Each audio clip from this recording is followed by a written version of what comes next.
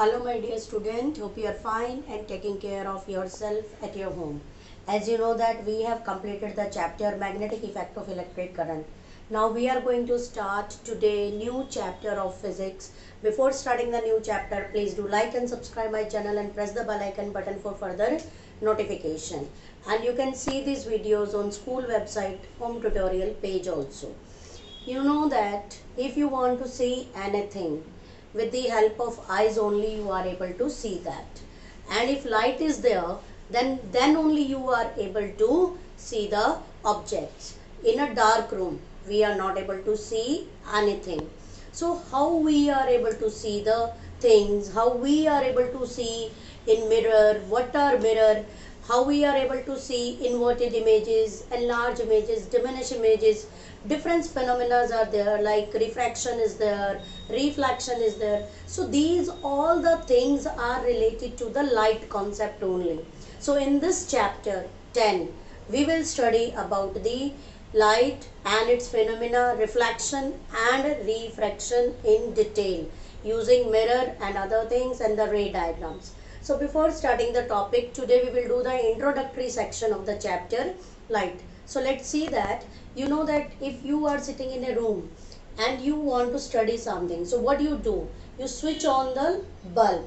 So that bulb is the source of the light. So there are natural source of light are also there and artificial source of light are also there.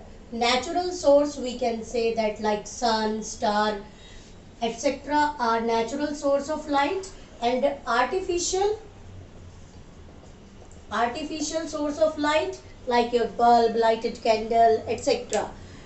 Based on this, when you want to see something, so directly we are able to see with the help of light? No. You know that when this light comes from the luminous source of light, in physics we will give that name luminous.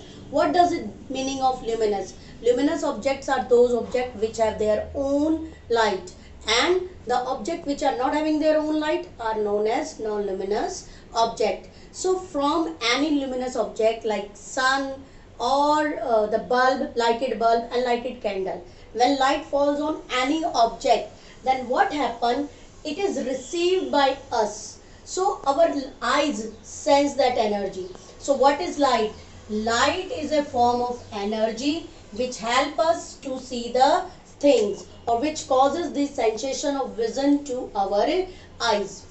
And any object like non-luminous object or anything we are able to see when light falls on it. Like I am having any object, a ball is there, how I am able to see this ball? In daily life, any object, how we are able to see? From the source of light. From the source of light, right? I am showing this. So light falls on it, and after reflection it comes to our eye. After reflection it comes to our eye, and we are able to see the ball. So how we are able to see? With the help of reflected light we are able to see the objects. So after watching, so you are watching, I have drawn a line. So what we call this? The path followed by this light is known as ray of light, and you know that it is followed by an arrow. So this is called ray of light. A straight line, the path followed by the light with an arrow is known as ray of light. Now from different sources we are having. So from a source, when number of rays are emitted, then we combine them in different forms. If the number of rays are parallel to each other, so we call them parallel beam of light. And if these rays after reflection meet at a point, then we call them convergent beam of light. Okay, convergent beam of light. And from a source like sun, when the rays are scattered or reflected, emitted their light in all the direction, so this is called divergent beam of light. Means these are the basic things you should know, that what is divergent meaning, what is the meaning of convergent, what is the meaning of parallel beam. So these all, and everywhere you are watching that I am showing with an arrow. In this light chapter, these arrows are must to understand because they will tell us the direction in which light is going on. Also in junior classes you have read about the different mediums. Like what were those medium you have read? You have read transparent medium. You have read transparent medium. Then you have done translucent medium. Then you have done opaque medium. Transparent medium means when light falls on this type of medium and it allows the light to pass through it, it is known as transparent medium. Translucent means it partially allows the light to pass through it, like your butter paper or oil paper. And opaque object means the when light falls on these objects or these medium, then they block the light and don't allow the light, means they absorb the light, don't allow the light to pass through them. Like any wooden chair, wall, these all are opaque object.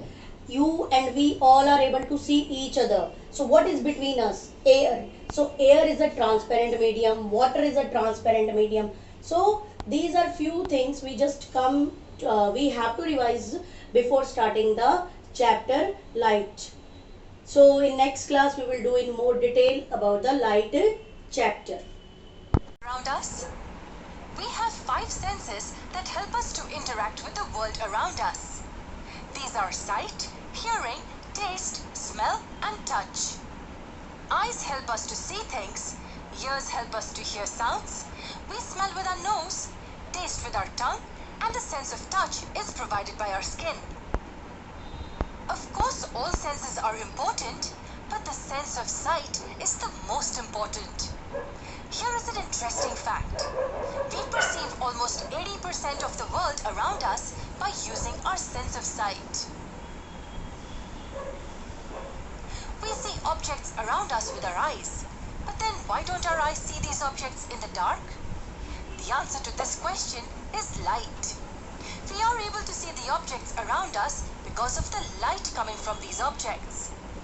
The light from these objects travels in space and reaches our eyes. When it's dark or during nighttime, as there is no light, we are unable to see these objects clearly. Some objects can generate their own light. For instance, the sun, the fluorescent bulbs, burning candles can generate their own light. The objects which generate their own light are called the luminous objects. Almost all of the objects that we come across cannot generate their own light. The table, a chair, wall, paper are few of such examples. Such objects are called as non-luminous objects. But I just told you that we see objects around us because of the light coming from them. And if objects like these cannot generate light, then how come we are able to see them? We are able to see them because of the reflection of light. These objects reflect the light to our eyes. What light are they reflecting? Where is the light coming from? This light is nothing but the light coming from the luminous objects. So how can we summarize this? We are able to see non-luminous objects because they reflect the light of the luminous objects falling on these surfaces. Let me repeat. The light coming from the luminous objects falls on the non-luminous objects. Non-luminous objects then reflect this light, and this reflected light travels towards our eyes. And that's why we see the objects. In the daytime, we are able to see blue skies, the white clouds, and the green grass because the light from the sun is getting reflected by them and traveling towards our eyes. At night, we are able to see the moon because it is reflecting the light from the sun. Note that moon is non-luminous and it cannot generate its own light. As I said earlier, most of the objects that we come across in our daily life are non-luminous. We only see them because they reflect the light. Step inside a dark room, light up a torch and point it at the distant wall.